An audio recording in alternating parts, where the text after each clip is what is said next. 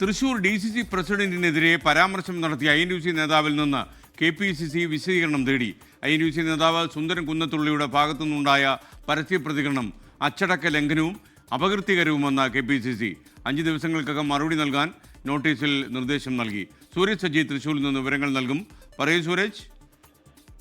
കഴിഞ്ഞ ദിവസം നടന്ന INUCയുടെ ജില്ലാ ജനറൽ കൗൺസിലിൽ DCC പ്രസിഡന്റിന് ക്ഷണമുണ്ടായിരുന്നില്ല. പിന്നീട് DCC പ്രസിഡന്റ് ക്ഷണിക്കാതിരുന്നതിനെ തുടർന്ന് ഈ പരിപാടിയുടെ ഉദ്ഘാടകനായിരുന്ന പ്രതിപക്ഷ നേതാവ് അവസാന നിമിഷം പിന്മാറുകയും ചെയ്തു. ഇതോടുകൂടിയാണ് ഈ വേദിയിൽ വെച്ച് DCCയുടെ ജനറൽ സെക്രട്ടറി കൂടിയായിട്ടുള്ള സുന്ദരൻ കുന്നത്തുള്ളി ഒരു പരസ്യ പ്രതികരണം DCC പ്രസിഡന്റിനെതിരെ നടത്തുന്നത്. അത് പരസ്യ വിമർശനം തന്നെയായി മാറി. പിന്നീട് മാധ്യമങ്ങളിലടക്കം അത് വലിയ വാർത്തയായി വരികയും ചെയ്യുന്ന പശ്ചാത്തലത്തിലാണ് ഇപ്പോൾ KPCC നടപടി എടുക്കാതിരിക്കുന്നതിന് എന്തെങ്കിലും കാരണമുണ്ടെങ്കിൽ 5 ദിവസത്തിനകം അറിയിക്കണമെന്ന് ആവശ്യപ്പെട്ടുകൊണ്ട് ഈ വിശദീകരണം തേടിയിരിക്കുന്നത്. ഇത് അപകീർത്തിപരമായ ഒരു പരാമർശമാണ് സുന്ദരൻ കുന്നത്തുള്ളിയുടെ ഭാഗത്തു നിന്നുണ്ടായതെന്നും അച്ചടക്ക ലംഘനം ഉണ്ടായി എന്നും KPCC ഈ കത്തിൽ ചൂണ്ടിക്കാണിക്കുന്നുണ്ട്. എന്തായാലും 5 ദിവസത്തിനകം നൽകുന്ന വിശദീകരണത്തിന്റെ അടിസ്ഥാനത്തിൽ തുടർ നടപടി സ്വീകരിക്കാനാണ് KPCCയുടെ ആലോചന.